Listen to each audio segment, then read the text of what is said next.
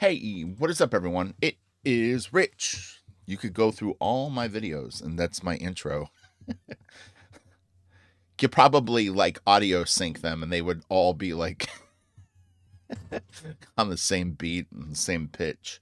All right, so I mentioned yesterday that I had a request, I don't know, 4 or 5 weeks ago, 3 or 4 weeks ago, something like that, by, I'm just going to say Jason B.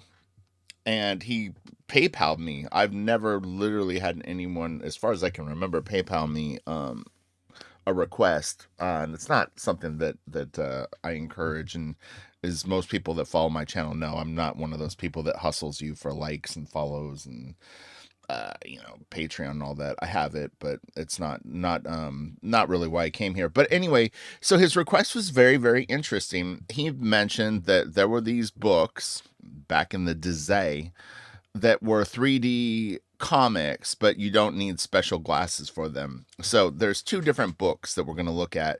One is Adventures into the Unknown, and the other, as you can see, is Tim Holt.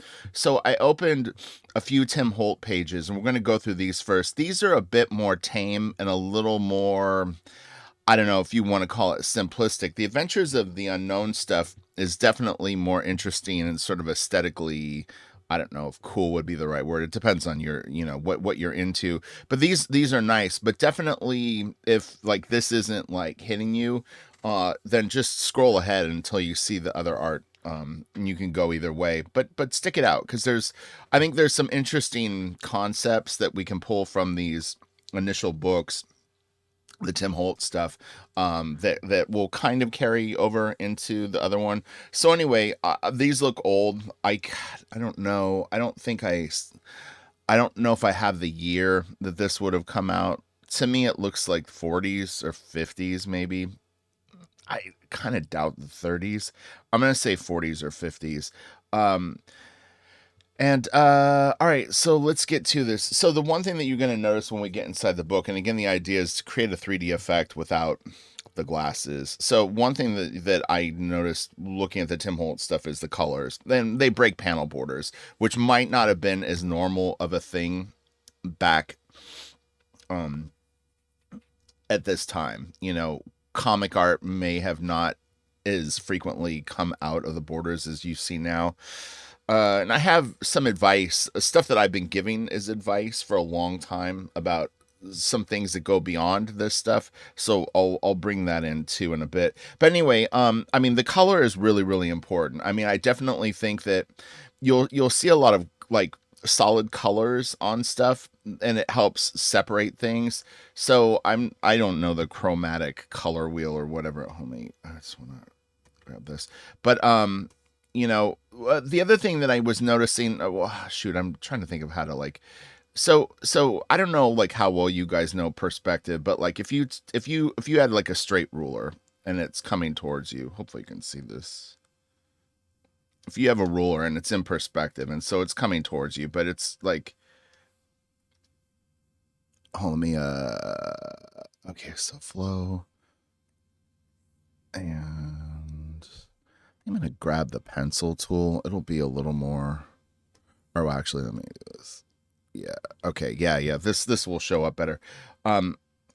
Yeah. Like if you had like a solid ruler and you put it in perspective, meaning that it's like going away from you, and you find the center point, and da da da da da, and it's getting farther away from you. This stuff is gonna start to get tighter and tighter, and as this gets wider, so the other thing that you can think about, and sometimes people don't consider this, is like if you have curved forms like this first shape. Let me just get all this shit off. This first shape that I did. So this is that same ruler curved, like if it was flexible and I bent it.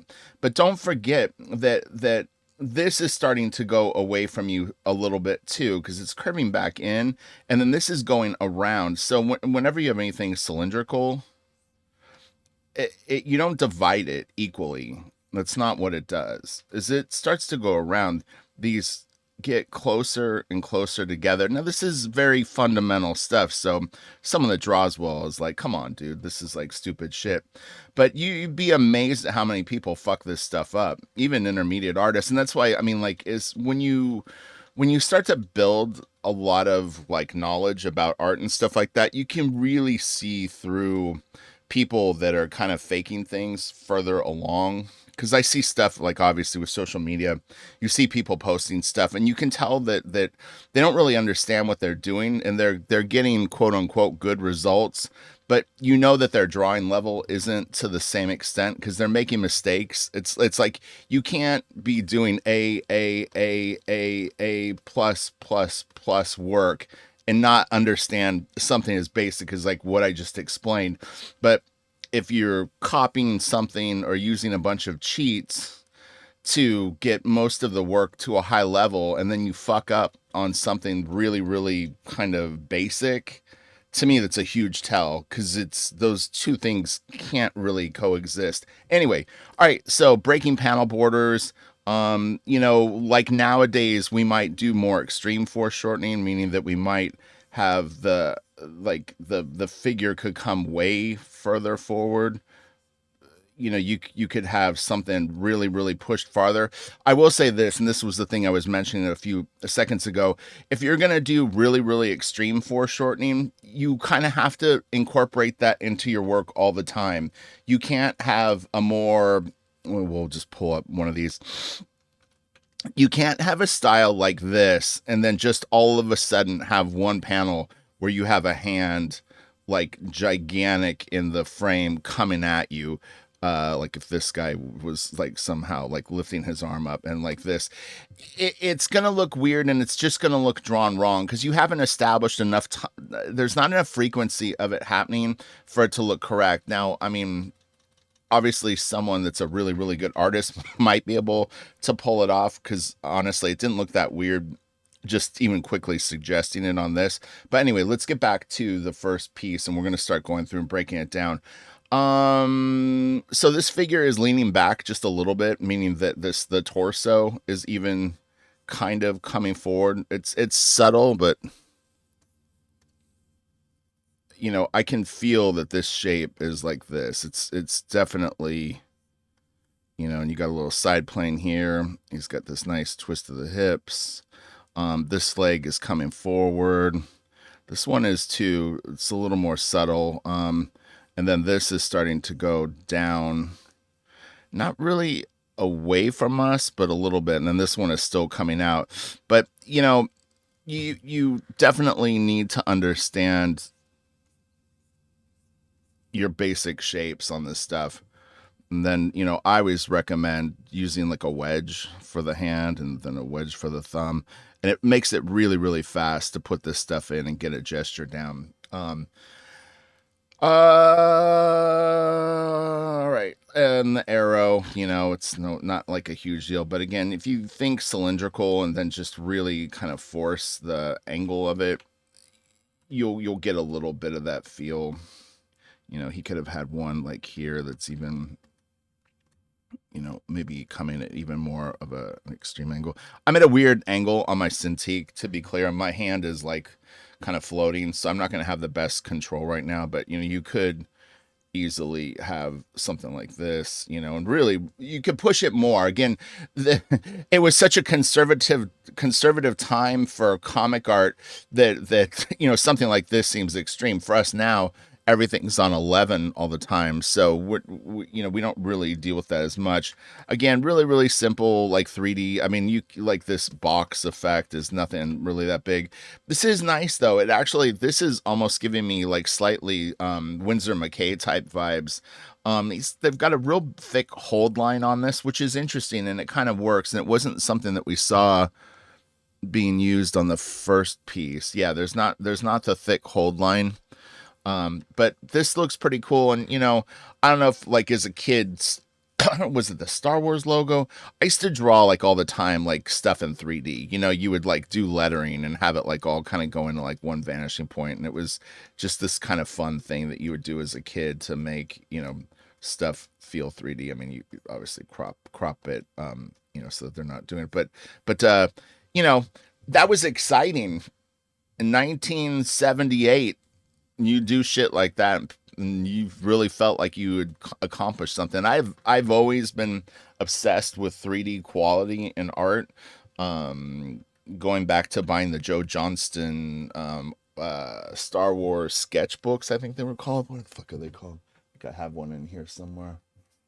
Maybe not. I think it's the Star Wars sketchbook. But as a kid, I had picked it up, and I thought it was like how to draw Star Wars, and really it was more of like prelim drawings and stuff for the movie. But I would practice out of it. So I, again, being obsessed with the sort of the perspective. All right, so this is not nothing that we don't really see anymore. But you have to take into consideration this ground plane. So you could stick things on this plane and have them, like it'll feel 3D. And the more you push the angle of it, you know, the more it's going to feel like it's coming at you. If you had like a stick or something, or, whatever it was going back into space, you could really start to, you could really have it like come forward, over like McFarlane talks about this. I mean, I don't think it's necessarily where I got it, but like if you can have a chunk of something, like I'm going to send this back, and then I'm going to start to send it forward, and then I'm going to have it curve around this way, and then I'm going to have it, do this and then come up, and each section is kind of getting bigger and bigger. Maybe I have it go back a little bit more, and then it can come forward again. But this type of thinking, if it was a ram's horn or something, you can get a lot of mileage out of these ideas. Overlap meaning that like is something goes in front of something, something starts to come out from behind it. Can be a valuable thing. Again, it's not a bad idea if you're really, really bad at perspective and you don't feel like you can get a 3D quality. I mean, it's not a bad idea to draw. Let me get some of this shit off the page really quick. It's not a bad idea to draw. I don't know if they have them now, but they're called the habit trails. It sounds funny, but so when I was a kid, like you could get this thing for your hamster that was like a box, and you could buy like extensions for it. But like, so say like the hamster cage base was like this, but you could buy tubes, and the tubes had joints, and they could turn and you know go different directions and stuff like that. And if you're really, really bad at perspective, it's not a bad idea to just see if you can create simple things like that, and you'd be amazed at how quickly you start to add more complex shapes. And you could start having cylinders on it, and really start to feel form. I mean, I would recommend, if you want to like see a class on it, Scott Robertson, like the Gnomon stuff. I think it's called Basic Drawing, might help you out. All right, so anyway, again, we've got a lot of like 1 point I don't know if this would be necessarily 1 point perspective, but anyway, again, just these simple things. Breaking the panel border again. Cut the color, like each thing is its own color. So we've got a green sleeve, a red sleeve, kind of a olive blue. I don't know what color you would call that. And then the guy's in red. Yellow background makes everything kind of move forward. And again, you've got that sort of vanishing point thing that kind of makes it that. Then he could have even, this smoke could have come forward more, really had it like sort of some form where it's kind of like moving towards us more. It's not bad. The thing is you like, if this is in front, then you would have like this. That line right there literally sets us in front of this other piece of smoke, because this shape is now in front of this shape. You see that? If I don't have this, if I just go like this, it's a little harder to make out what's going on. I mean, there's it could be an optical illusion where it all is kind of this thing. But the moment you establish this, it clearly shows that this is in front of this. Most people would see that. So if you're overlapping things, it's an important thing. This is nice. Again, it's got the this kind of thing, the rocks sort of, just kind of hanging out here and there. Ground plane on this is like this a little bit. He's kind of on a different plane a little bit. It's not super noticeable. This is all nice. Again, the blue, red, yellow pops him out, and you've got this nice kind of thing going on. And again, the more you stretch it, the more extreme it would like. They didn't really use a lot of 3-point perspective in comics back then, but if you started actually like kind of warping stuff even more like that, you'd be surprised. It could really, really, or even like something like this, you could really get some cool effects. Meaning, something like this where you're really starting to fuck around with the actual thing. And I was kind of talking about that with the Joe Quesada video yesterday, which is Joe would get kind of this thing going on with his heads sometimes, like where there was a Batman. Was it a Batman head? He had one. It was more of a front view. We were looking at it kind of like this, but he'd really kind of pulled it like this. But yeah, you can start to force perspective on things, and it can give some cool looks. It's again, you can't have a very static style and then start pushing perspective. And actually, Joe in that in Sword of Azrael is a good example of, you could see he couldn't take it very far because the rest of his style was we'll call more structurally normal. And so he only did it like 2 or 3 times. He would sometimes do it with that one guy's face. You'd get the panels where the guy's, like it was always like an upshot of him, sort of like in the panel. I don't know what it was, like a troll or something. I don't know what he was, but you would get the shots like this where that troll guy was like that. But I wouldn't really call that forced perspective. But there was like 3 or 4 times where he actually did what I would call it's like 3-point perspective with like a slight almost curvilinear or like 5-point perspective pull to it. Sounds crazy, but anyway. But again, you can really, really see the 3D, whatever you want to call it, like the I can just feel the grid. Again, the colors help. Now we'll start moving a little faster because I want to get to the other one. This is cool. This coming forward. But he could have made it bigger.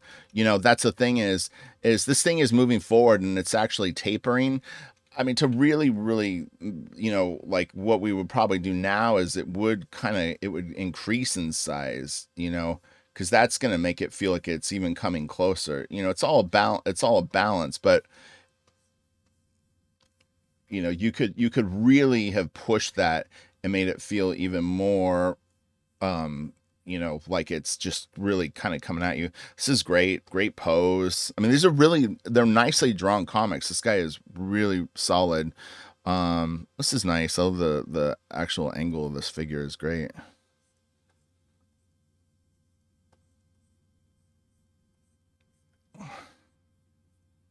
And you can see that nice cylinder there, going back. It's good shit.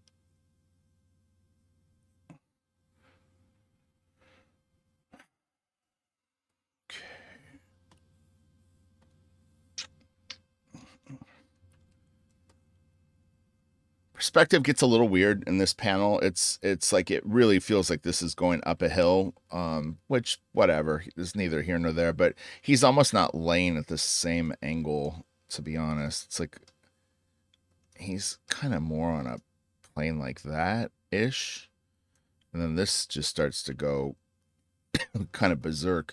But whatever. I probably stopped it like right about here. I know they wanted to get the bench in though. And again, this is all very tame. Nowadays you might have the bucket like, like this, and then really push these characters into the scene like this, and you know what I mean? Like this real sense of like coming at you. Like this could be Sorry, that one line got away from me. Um, again, that kind of that torqued perspective could really make stuff feel like a lot more extreme. You could have like a branch coming across here if this thing was like hanging off a branch. Um, okay. Tim Holt. This is cool. It's funny because a lot of these techniques did end up sort of staying with comics, the head sort of, you see people doing this. I don't know, maybe not as much now, but I would say like post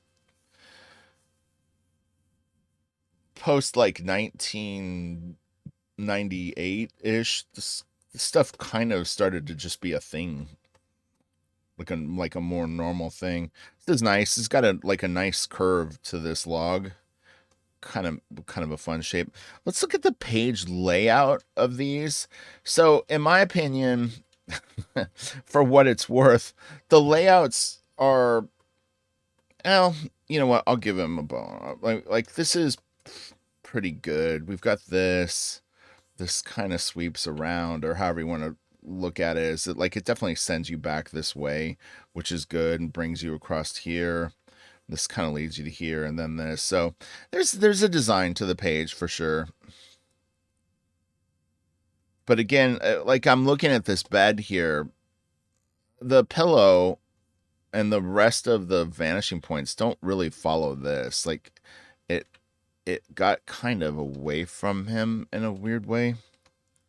This is odd, but it's not super noticeable, so I'm gonna.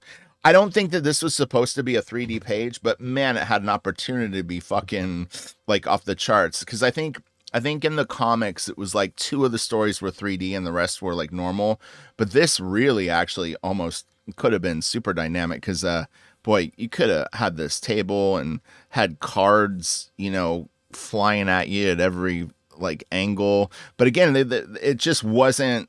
It wasn't that you know era where things could be so wild. But I mean, if you can imagine now, and again, this is for Jason. He's trying to figure out how he could get these effects in a comic book today. So things like that. Now, again, if you're forcing perspective on a lot of figures, you could have had this guy, with his hand. He could have literally been holding the cards, like here. Honestly, like you could have had it that big. And going back to this figure, sorry, it's a little hard to see. Let me pull some of this shit off the page and see if I can make it a little clearer. But it just can't be a one-stop deal. You have to be. So let's see.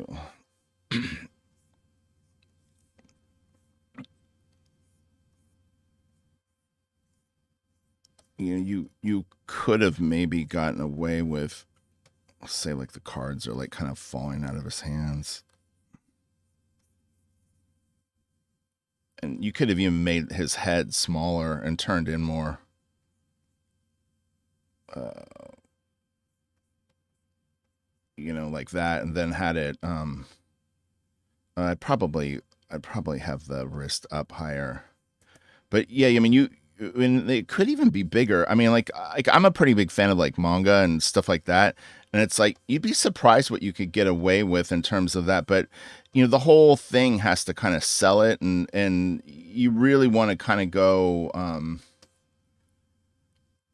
I'll do like a simple thing. So like if you had this.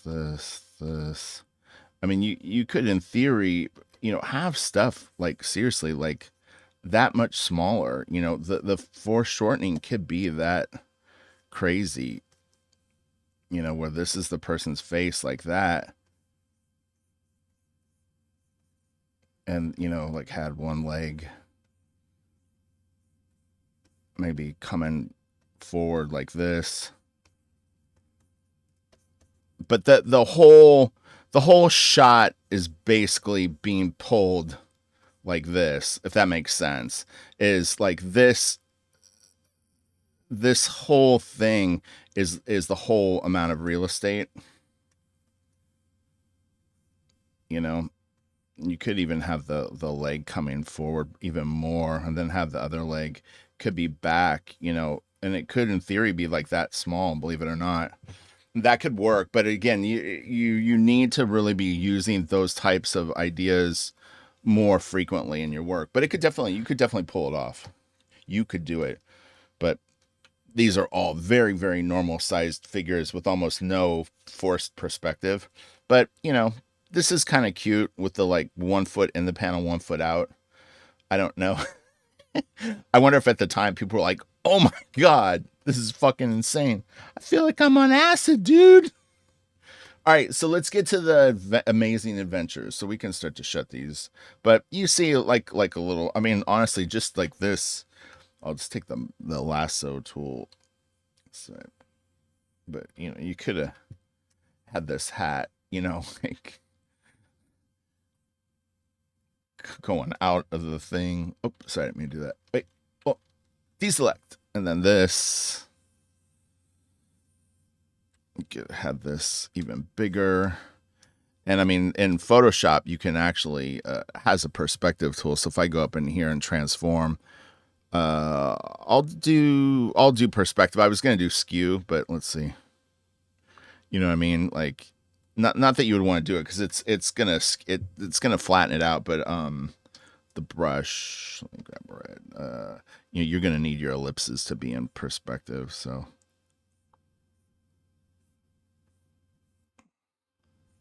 And always like I almost always will throw a center line on something. So like when I'm doing anything in perspective or even figures, I always will just quickly throw like a center line of where I want. I mean, obviously this one's kind of warped a little bit, but you know, you could make yours warped if you wanted to have it at like this kind of angle, you know, where it's sort of it's like turned. Hold on, let me see. It's kind of it's almost like at this angle or wait, like this. So this thing, if you just exaggerated what it is it's kind of at like this shape, but you've got all these ellipses, you know, going on around it. Okay, so let's start to shut these, and then we're gonna grab the other one, which is different. It's so different than the approach on this.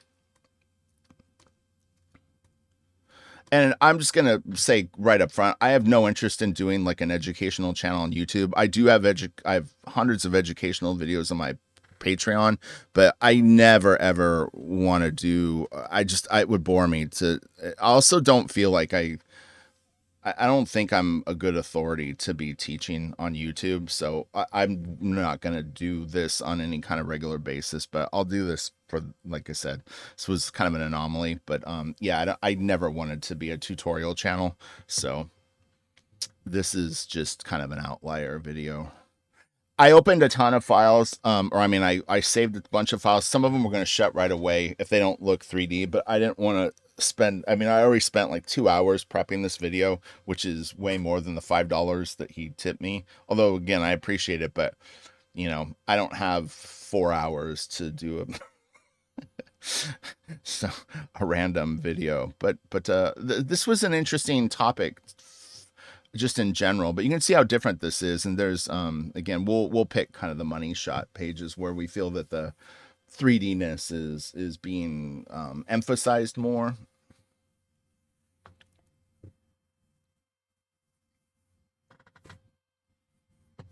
And I hope this helps you, Jason. And I hope you see this. I again, when I wrote you back, I wasn't sure if you wanted this as a Patreon video or what you wanted. And like I said, I never felt like I heard back. So I just figured this would have the highest likelihood of you seeing it would be to do it on the main YouTube channel. So I'm gonna take a sip of coffee while this is loading. But yeah, you'll see these adventures into the unknown have some pretty interesting subject matter, and then also the approach to the 3D is quite a bit different. They tend to use screen tones and black and white and then push the color forward. And we'll try to see if we can figure out any other little tricks and tips that they're using. But yeah, that 3 point perspective where you start to actually like skew it, like in your mind skew it. I mean, obviously, like if you use a digital tool, you could probably skew things with Transform in Clip Studio or Photoshop, but I draw traditionally, so I mean it wouldn't be an option for me. All right, so we'll look at this page. I kind of like this. It reminded me of Night Gallery. This thing. Night Gallery was a TV show hosted by Rod Sterling, post Twilight Zone. But yeah, this is nice. But again, it's just simple perspective. Although the actual, believe it or not, the face really is not in perspective with the frame.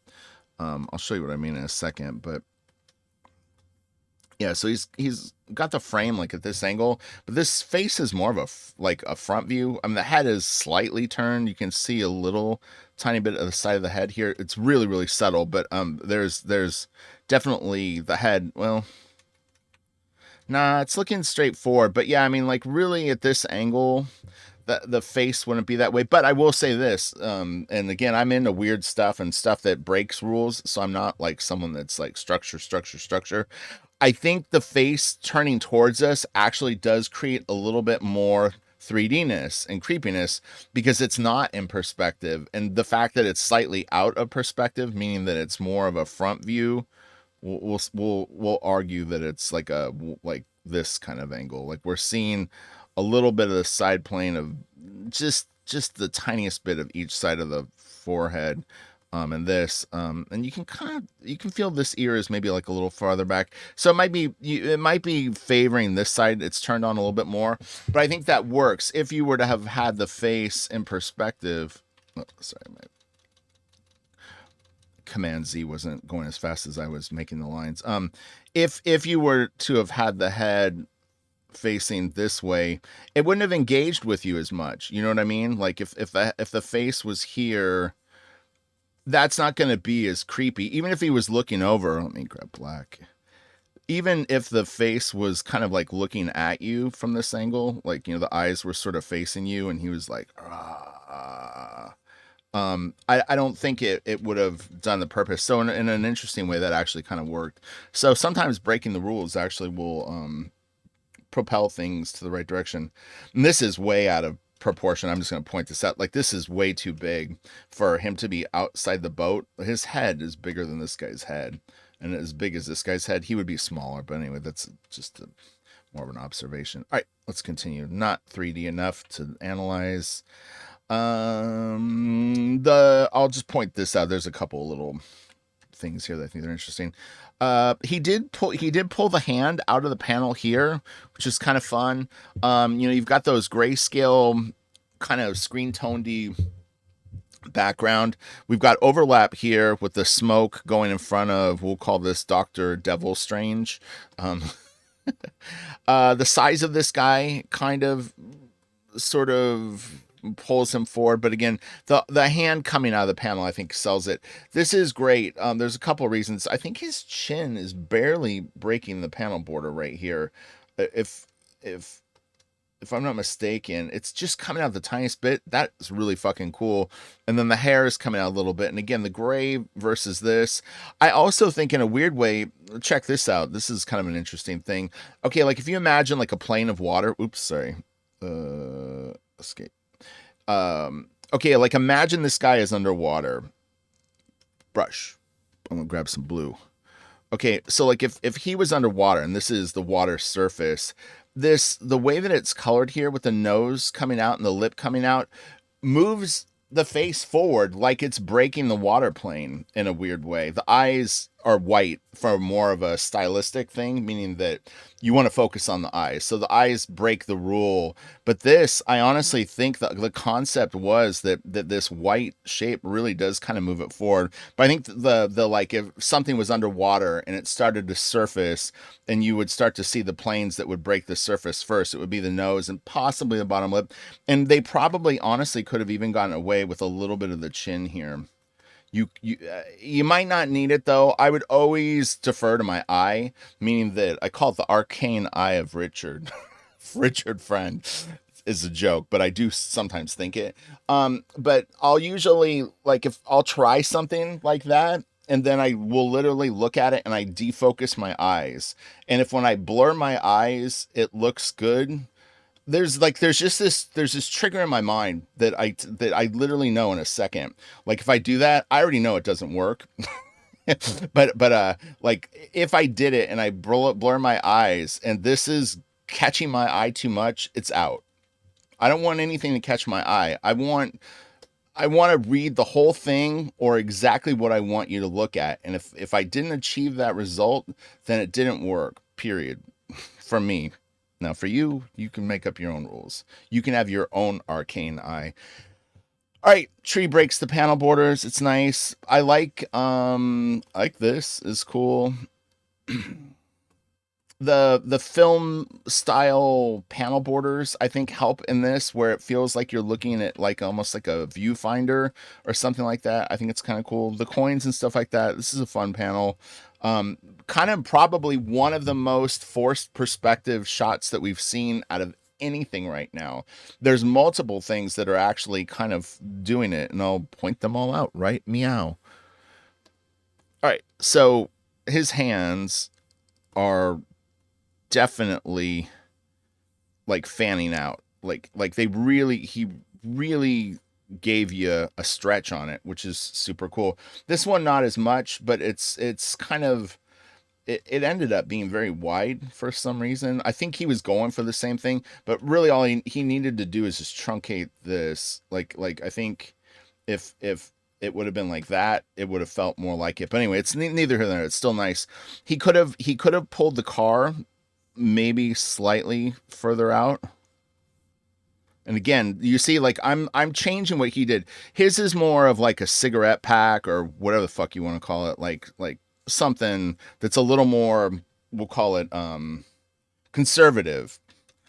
The moment the moment I did this, I'm starting to skew it, but the skew could, in theory, make it feel more. And then I'm skewing it this way too. But see, now all of a sudden you have like a far more kind of like coming at you sort of vibe. You know, if I put the hood of the car on here, whatever the fuck, you know, like it might have made it feel more. It might not have worked, you know, but I'm just saying that like that's an option. You don't have to have things on such a rectangular sort of thing. The coins, you know, obviously he could have had some coins you know, that are much bigger, but it wasn't the time. And then even the boat here, I mean, I'm definitely feeling sort of this fanning effect with it, where it's you know really feels like it's coming forward and being pulled back. It more of a kind of a I'm gonna exaggerate it just the tiniest bit, but it's pretty extreme angle that it's at, you know, which probably wasn't that normal there. And again, breaks the panel border, gray in the background. All right, let's continue. We got a ton. Like I said, I'm gonna be picky on which pages I'm gonna do. Not enough 3D on this to break it down. You'll be able to see the pages. This is kind of cool. Like the water here, I kind of like. You know, you got the bird breaking the panel border, the boat kind of following that same thing that we just saw, which is it's a little more, you know, like the really kind of pulling the shot quite a bit. And then this is fun with the water. So you've got, you know, this nice plane that you can put, you know, someone on or whatever. It's cool. Works well. This is a nice drawing. This one right here. Just in general. Okay. Let's continue, friends. All right. Not very 3D, but cool. I mean, I see that they're going for the 3D thing.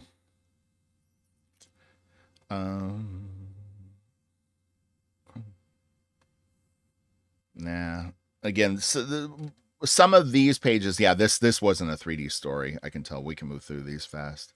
Ghost Bear. He's kind of cool though. True Vision, the amazing new 3D process. Never before in the history ever. A process so excitingly lifelike that the pictures seem to leap out at you. Oh my God, full of excitement and intriguing action. That's True Vision. Copyright, trademarked. I like that these are the examples of True Vision, like how fucking crazy it is. Is this? Look at the light pole. It's almost out of the panel, like a quarter of an inch. His hand breaks the panel border. Oh my God. Tell your mom. Yeah, I honestly I wanted to almost grab some other comics from this like same exact year just to compare what was going on. Um I like this. Like this is fun. Like the tree branch kind of creeping around like that. I think it's a nice effect. This is cool. This yeah, oh look, the 1 point perspective kind of Star Wars letter thing that I was talking about. I like that they left it open though. It actually looks super cool. Like I actually really like this. I'll try to remember that and use it for something. But yeah, that's pretty neat. Okay, let's see. A little cloudage up here is nice. The vase being thrown. It's kind of weird. Like, is it being like I don't know who's throwing it. What the fuck is going on? Huh. It's kind of weird because it's like if you just glance at this, you almost it's dragging me towards the vat. Ellen, hurry, hurl that lamp. It doesn't really look like Ellen hurled it, and also why is it going behind her? I guess maybe she turned. She might have been like this and kind of took it and then flung it. Like she was originally like this, and then like here's the vase. Come on, Ellen, throw the fucking thing. This guy's gonna kill me. All right. Oh, that's funny. He's the perspective is super super weird on this. It doesn't really work for me, but it's cool. Big big creature. Axe again. Oh man, all he needed to do is just like if they would have really kind of played with these shapes a bit more, you could have really gotten some kind of coming at you sort of ideas. Because like the first 3D movie I ever saw was literally called Coming at You, and in the movie they would do a lot of stuff like where like if this guy was holding the axe, like it probably would have been in like this hand. And his hand would have been like right up in your face. You know what I mean? Like everything was just like it's like good God, but it wouldn't work in a comic. But to a degree, if you thought more like that now, you would probably get more of a 3D effect. And who knows, you know, it might not really come across as 3D. I think you could do it with the grayscale. I think the grayscale color definitely separates foreground and background, and it gives it a little bit of a surreal kind of a look. So if we're looking at the screen tone, I mean, this is all like line screen tone. This is like more of a weave. They're like it's like a checkerboard. So you could try to either digitally use screen tones, and try different textures. Maybe your main sort of like if you want to create a grayscale, use like thin lines, like these diagonal lines. It seems to work good, and it sort of does its thing. Then for anything that's a darker gradient, then use the checkerboard. So you've got, if you had a wall and you had something sticking out of the wall. I'm trying to think. Let me just sorry.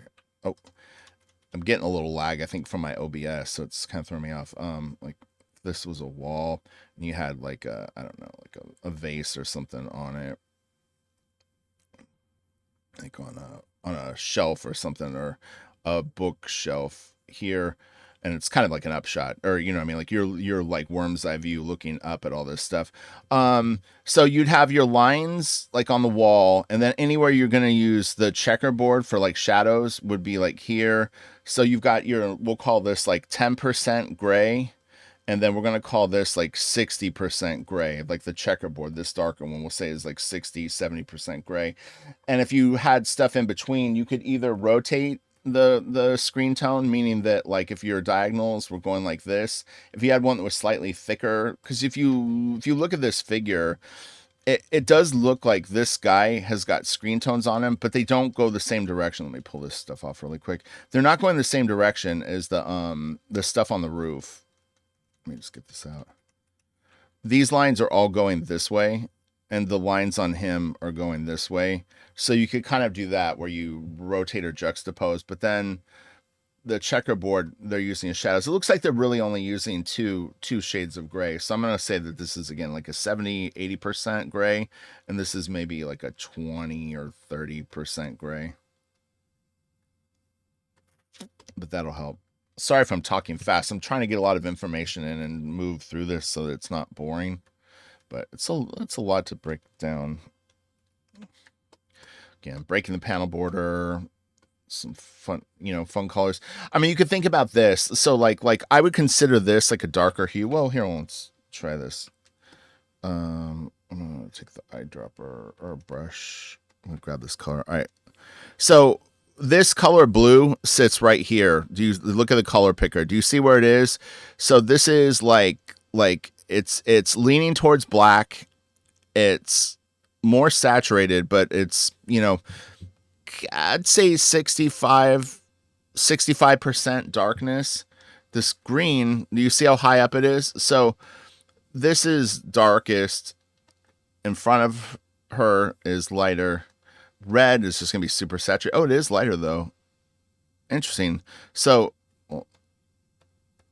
some of this reads I think this is a pixel sample. But anyway, we'll for shits and giggles say that let's try to find a light one.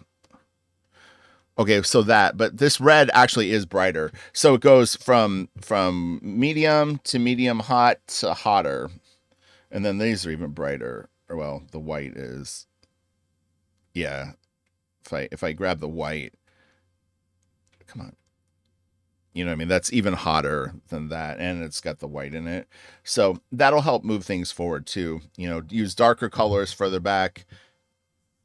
And this is nice. I actually like the smoke, how it sort of almost looks like pie dough or something, kind of leaning over. Nice effect.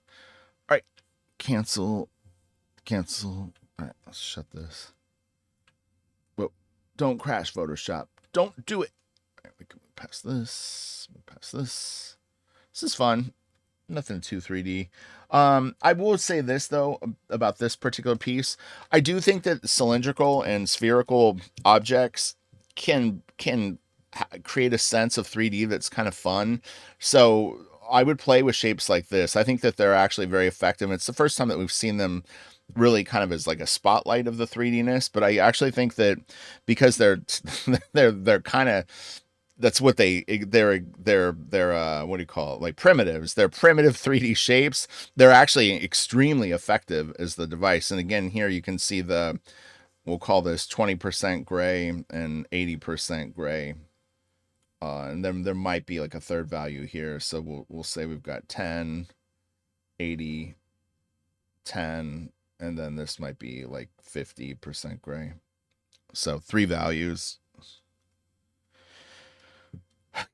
Oh, hold on. And the logo. Oh, shit. Well, anyway, we talked about it before, like the 1-point perspective on the logo. It was curved, though. Like the actual lettering was like this, but it was doing that thing. Let me grab this really quick.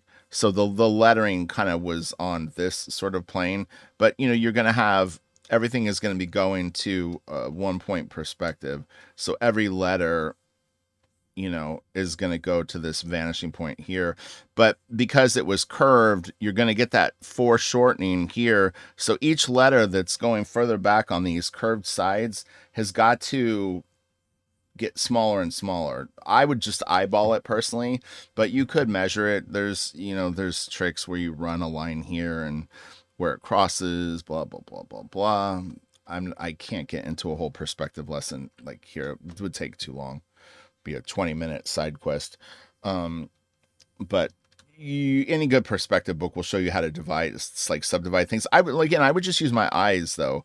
Like if you want it curved and you want it to all go to perspective and it's like a logo, just do your lettering and just kind of like to your taste. and where it's still legible. You know what I mean? Like that would be my caveat is if it gets where they're so narrow that you really can't make out what the word is, then you do it. But each of these letters then would go to this vanishing point and have their unique silhouette would do it. But it would look cool. It would work, and you could have the letters be as deep as you want. This is nice, and again, this is probably some of the most foreshortened thing that we're talking about, and this is exactly what like Casada was doing with some of his heads. Is you've got this nice like 3-point perspective going on. They really hadn't used it much. I'm gonna exaggerate it just a little bit for explanation. Or hold on, I wanted the well make this bigger. This could be smaller. But, well, hold on. Try this again. He's kind of got the like the stick in the skull are not exactly simpatico, but yeah, it's a nice, you know. And if you once you have that box, then you can just kind of feel your own skull wherever, however you want to do it. I'm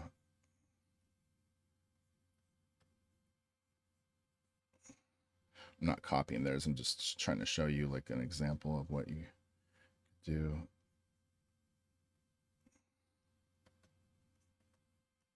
You know, and if it's not extreme enough, I mean, you can again pull the jaw out more, make the top of the cranium smaller, and have it really kind of like start to jut out. Whatever you would need to do, but the fundamental ideas should always be simple shapes. Sorry, my line's drifting, but. mm,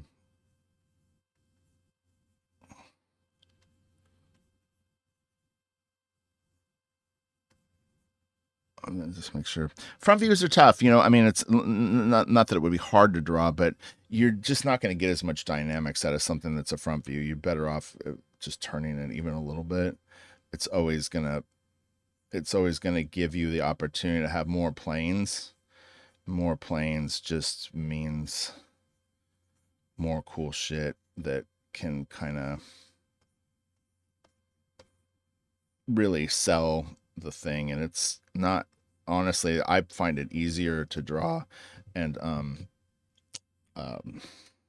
more effective to look at. This is cool. Again, we've got overlap.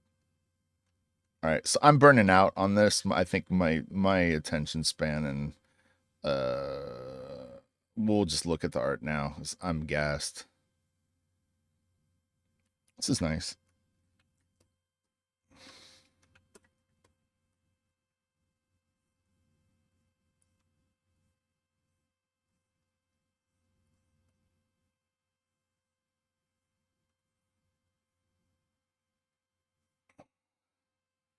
You know, and again, this is one of those times where nowadays you could have done something like that and actually had the arm get much bigger, and then this arm could get quite a bit smaller. Honestly, you could have really played that up. If you had like a leg,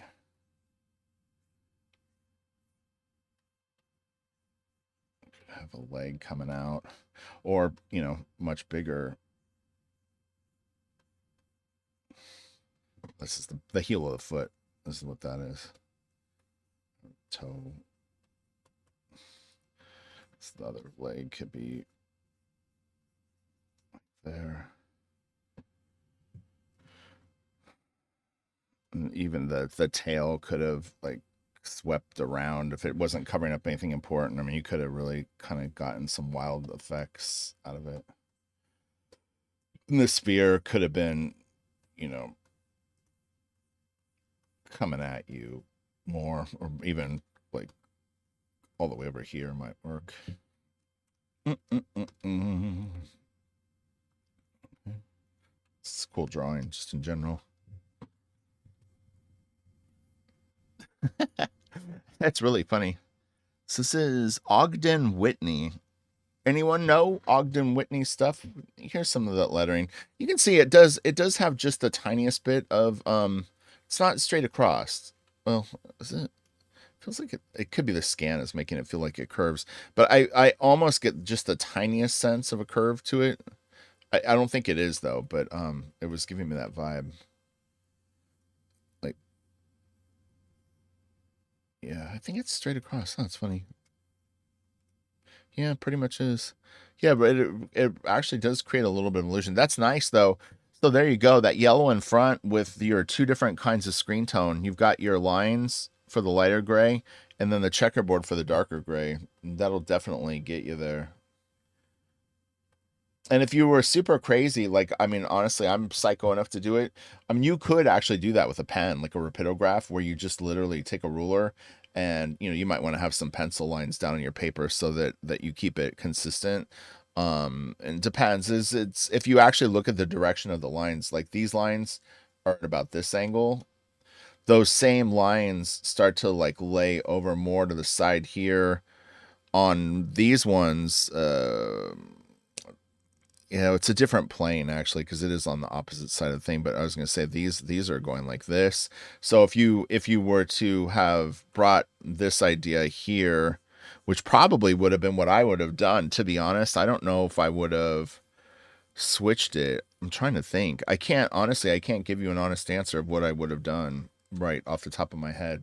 Also, I'm like a little burned out from doing the video, but yeah, it's funny. But yeah, if I had started doing this line here, I think kind of that I might have just done this. I don't think it would have hurt it because it's more about the spacing and that it's a single line, and that would have created the gray. And I do think that would have worked.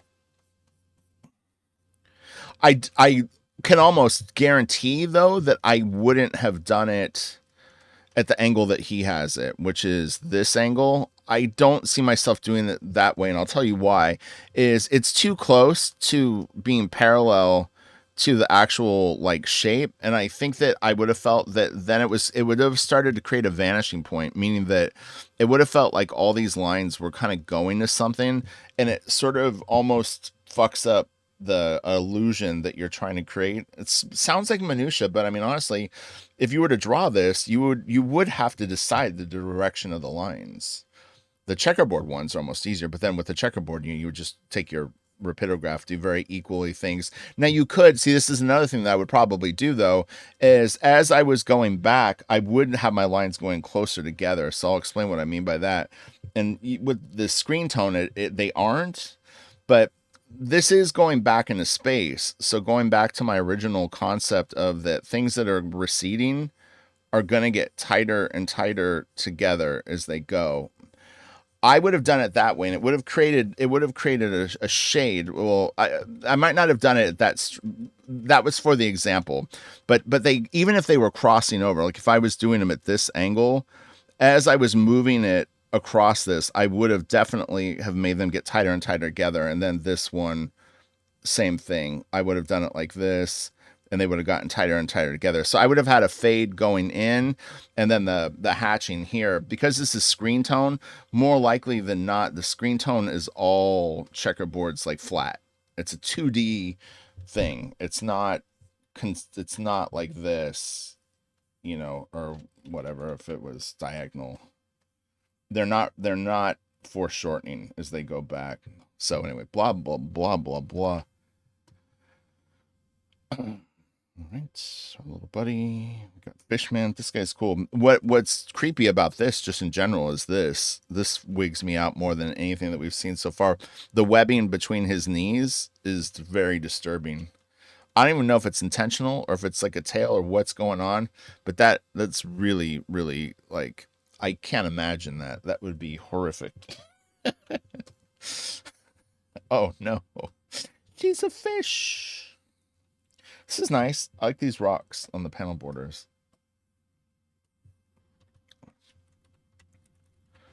All right, I'm gonna need a nap after this now.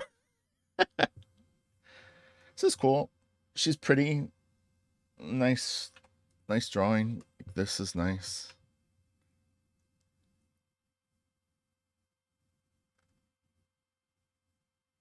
Just kind of soaking it in. Yeah, you can see this guy. This guy definitely goes.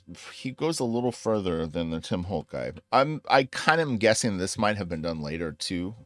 I'm not saying that he ever saw the Tim Holt book, but things might have progressed. Hard to say what was going on in other comics. I might, like in the description, check the description for these books, and I'll put the year that they came out just for anyone curious. But I'm going to start to wrap it up. We'll look at the art, though, and I'll comment if anything overtly grabs me.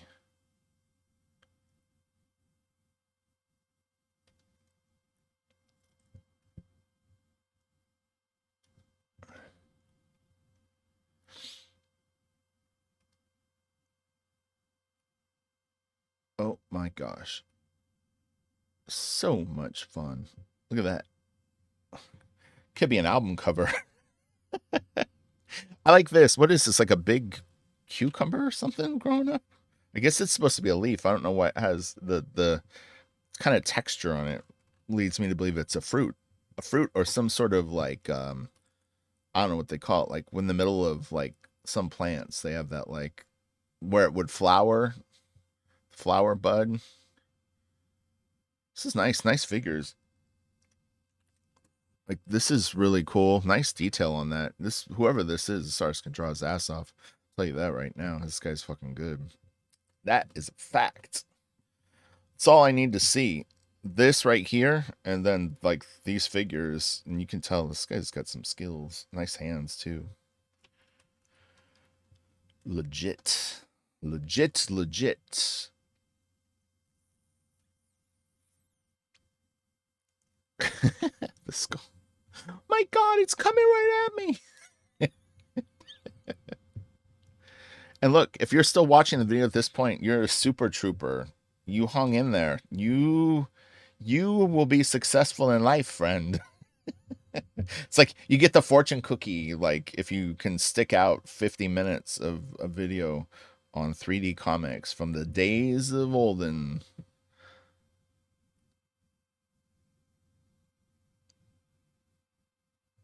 This is kind of cool. I like the color on this. Reminds me of like blacklight posters, which I'm always a big fan of that kind of goofy old art.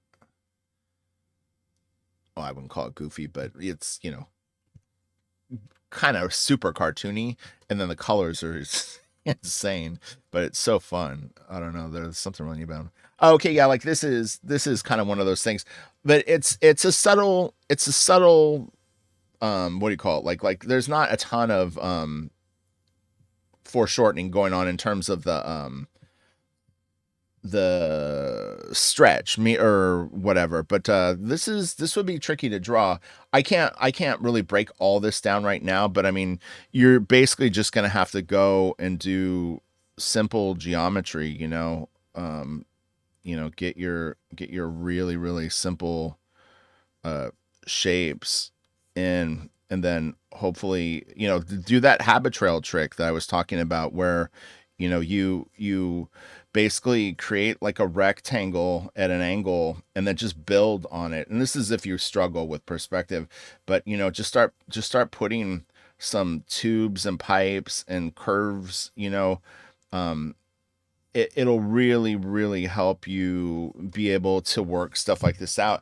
And the other thing that you can always do if you're having trouble with something like this is find an example of something 3D that you can't draw, and take a piece of tracing paper and then try to find all the shapes, meaning that like find the first rectangle here, and you probably would see probably some of the bottom because we're beneath it looking up. You can see this bottom plane here, and then try to like figure out the curved one.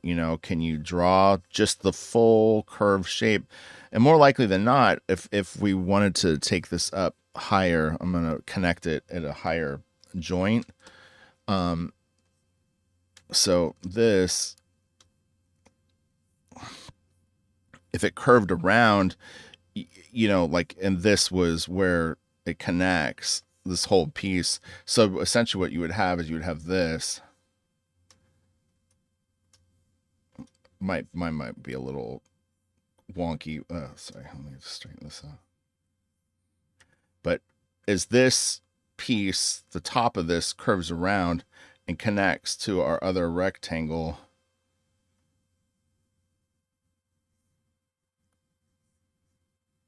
like this. You know, you're going to have this shape. You see what I mean? And then your next rectangle is like this. Again, I apologize. I'm doing it fast, and my Cintiq. I'm literally drawing with my arm out like this, trying to draw this stuff. So I don't have any support from my elbow, which is I'm all about the elbow when I draw. Like you know, when I normally ink and stuff like that, my arm is like this, resting, and I use that as support. But yeah, my arm is straight out right now, so it's hard to have the control. But anyway, you get the idea. But yeah, like so break the shapes apart like this S, same thing. You would do the same technique. Just take it in pieces. Try to find like this piece and see if you can feel the whole, you know, like draw through. Can you find this rectangle or not rectangle, sorry, whatever you want to call it. Like yeah, I guess it is like a curved rectangle. Can you find this one? Can you find the final chunk? You know, break it apart, and that'll really help you in a lot of different things. It's not just uh you'd be surprised how that will cross over into a lot of concepts. This is a fun cover. I like it. And you know, we were talking about the glasses on the guy yesterday, and I was saying that it never felt like it just felt like you could see through the lens, and just felt like there was no lenses in it. Like this mask, they actually did create some distortion, like it's zoomed in. You know, like the fisheye effect that you would get from someone behind glass. You can't actually visually see that they took that into account when they drew that face, because the face is distorted because of the mask glass. This is what I'm saying. These little tells tell me when someone's paying attention in their art. It goes right past most people, but not me. No, no. I'm sure any good penciler. I remember getting critiques sometimes, and people would point stuff out to me that like I didn't see at the time, and boy, they would catch it right away. And you're like, damn, how do they see that? It just takes time and a lot of experience. This is fun. I like this. And really what creates the 3D-ness for this is just the color versus black and white. And again, this you can go dark to light. So for separation on this blue is probably a little tiny bit darker than that yellow. So it kind of moves it forward. So you can toy around with the idea of that. And then, you know, obviously we've got this, sorry, you know, big sort of real cue that there's perspective, but it's fun piece. The Witch Hunter. This looks like the more you know logo. Okay.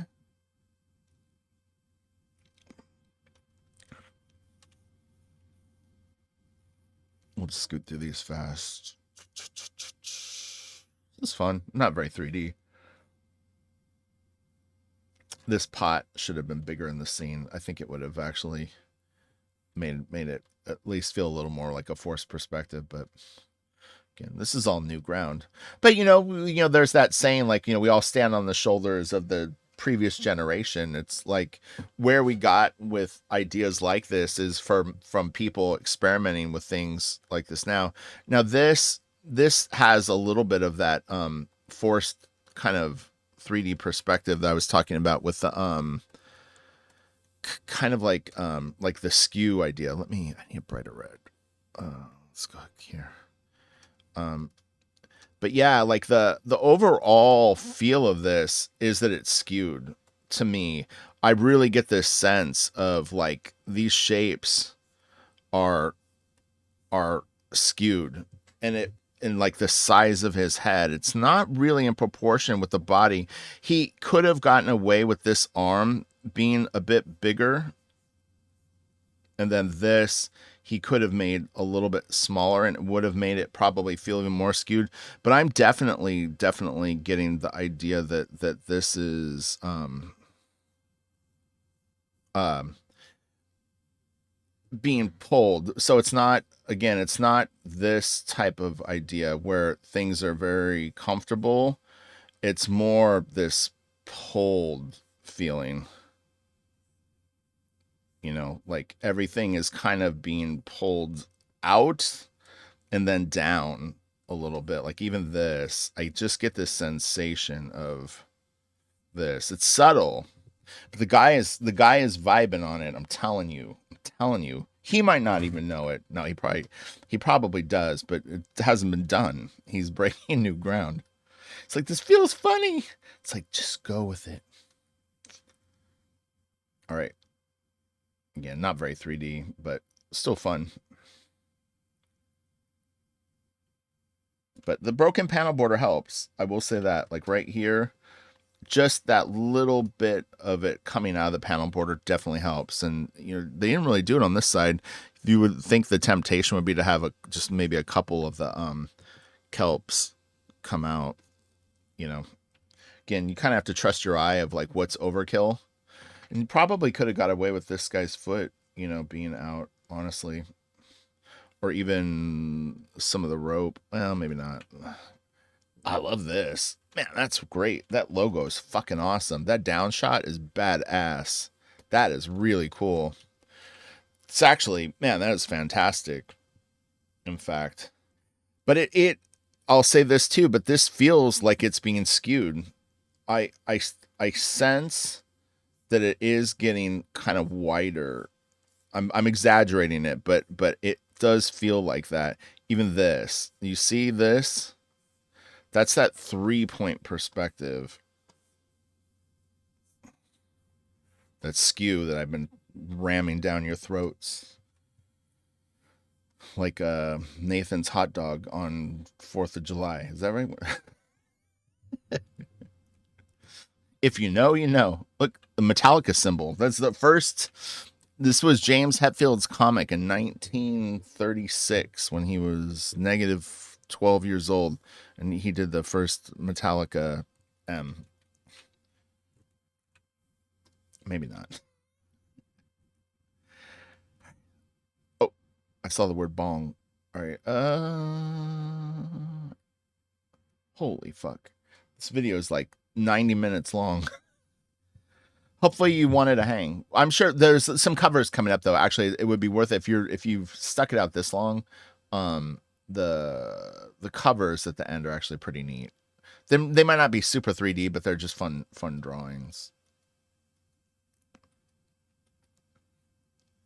It's kind of cool. Kenneth Landau.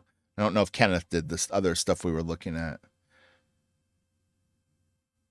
Same idea as that death one that we saw from before. I like that top down view. Is very very cool.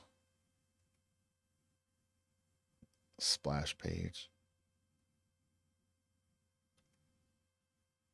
Some old ads. It's funny is I kind of went through and tried not to grab ads, but I guess some made it. This is fun. Again, all this stuff when I'm looking at it, I'm immediately like in my mind trying to feel these shapes. Not literally like rectangles and stuff like that, but I mean it's the first thing that I'm observing in my mind's eye is sort of the forms, like just these shapes.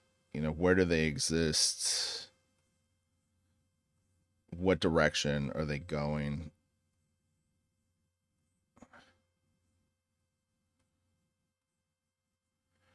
Um, this one's kind of going back into space. This is just sort of going out sideways. Always kind of a risk. You can get a very flat arm if you do that. I would say just beware if you send an arm out like sideways like this. You're already kind of barking down the wrong tree, to be honest. It's just not. I don't know. You'd be better off just turning it even a little bit and having it come like a little bit forward. You don't have your however you want to do it. You have the claw like that. You could have the hand up.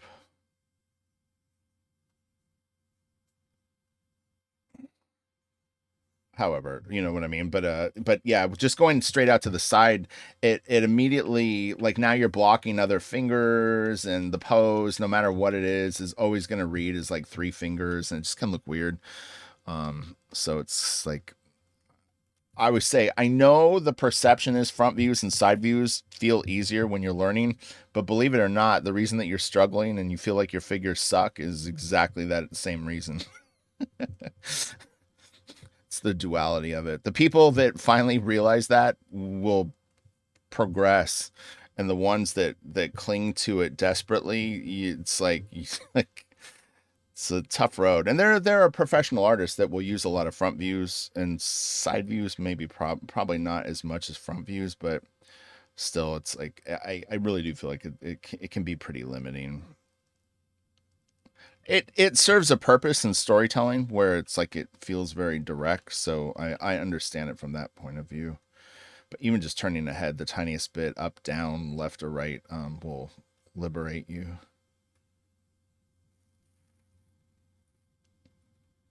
Okay. Bum bum bum ba bum. Bum bum bum bum ba bum.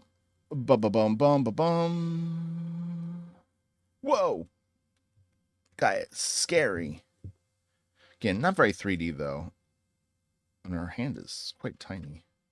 So it got a little bit of a Jack Kirby vibe for the face. I'm sure Kirby was around at this point, doing Kirby things.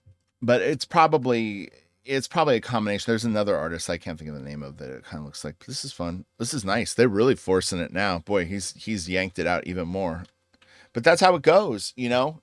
You try something a little bit and you go, "Wow, that actually looks pretty badass." And then he's pushing it. I mean, you can literally see he's going beyond what it was, and it works. It looks cool. It's like a little weird in spots, but overall I like it.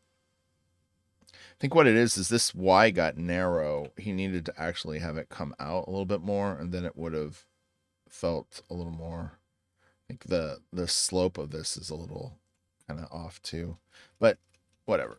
Blah blah blah. Okay,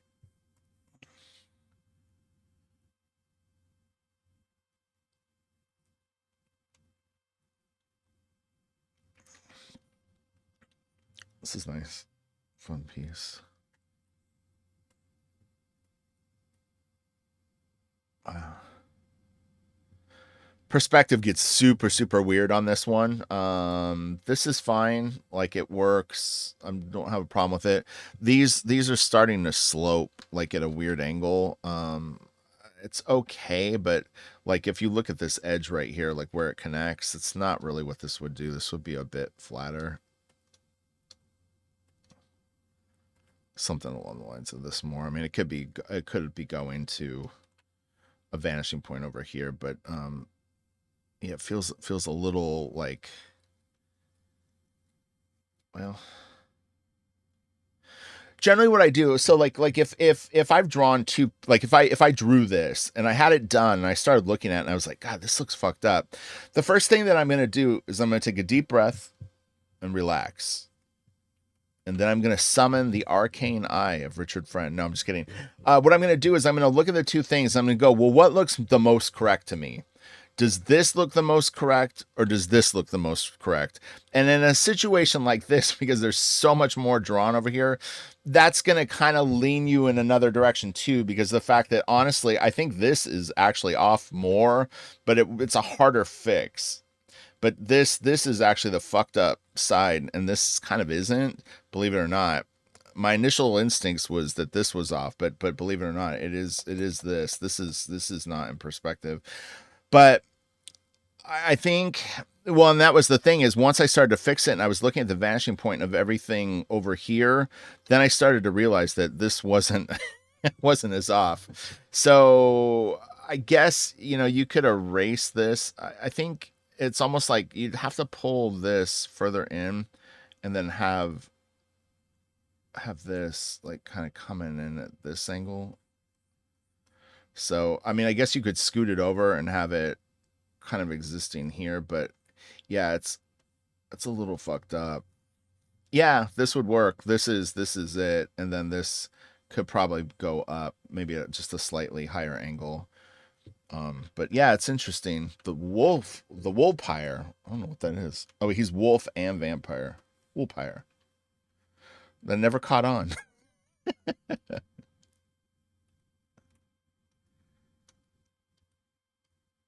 Okay, let's see. God damn, this is a lot of files. What am I doing to myself?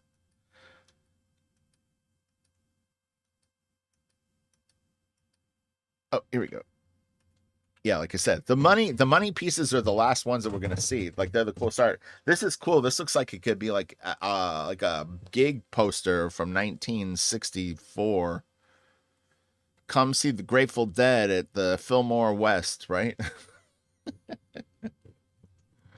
This is awesome, man. This is such a great piece.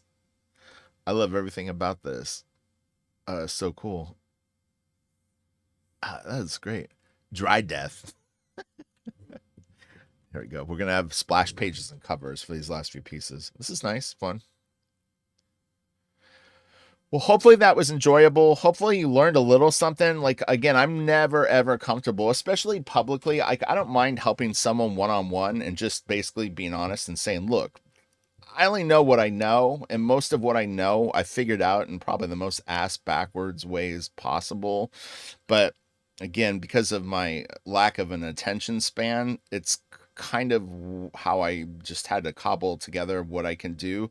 But at the end of the day, I mean, I like to help people, and I, you know, I wish that I had more of a solid foundation of this stuff, but it's a lot of instinct and kind of like again just cobbled together sort of things that I've figured out. But anyway, I think I think it gives some insight into ideas that might help create some of the effects that we're seeing in here.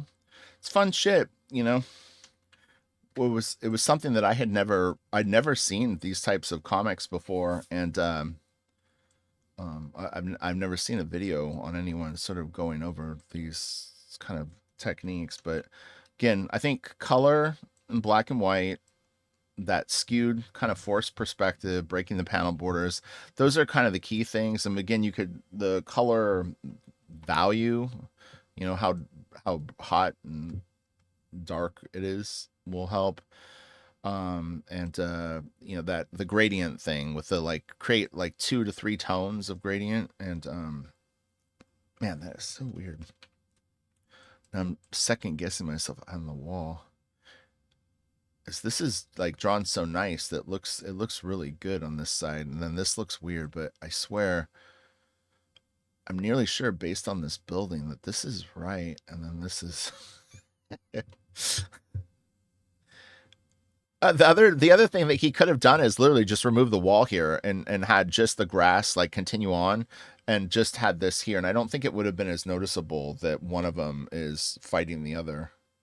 And this is nice, and I like this. So this is just the white with the color and stuff like that, really effective. I think this bottom plane on this logo box is brilliant, and even this inset sort of sucked in area right here even adds more depth. So that's a very, very cool trick that gave it even more. This I don't know, like pedestal or what you would call this, like staging thing here is nice. And again, I think the power shapes are, if you can look at your primitives, if you look at rectangles, spheres, cylinders, and move those forward and back, that'll also help. And then again, if you're gonna really push perspective, like some of the more extreme, we'll call them like manga style ones I did with like the gigantic hand or that the gigantic leg example, that's something where really that's like a whole style. You can't draw like um, a normal kind of structured style and throw that in 1 or 2 panels. It's a little too over the top to mix in. But if you like that type of thing and you want to do really really forced perspective all the time, then it just becomes like a full on thing where you're doing it, maybe 1 or 2 panels a page. You really push the perspective, and it can work and look really really cool and be exciting. And it's kind of rare, there's not a ton of people that do it, but they've definitely been around. So all right, I'm exhausted. That was a lot of talking and a lot of looking at art. So I'm gonna go have some water and then I got to get to work. So, all right, I'll talk to you later. Have a great day. Yeah, I hope that helps, Jason. Good luck with your work, and send me some examples of your results. I'd be curious of what you get out of it. All right, later.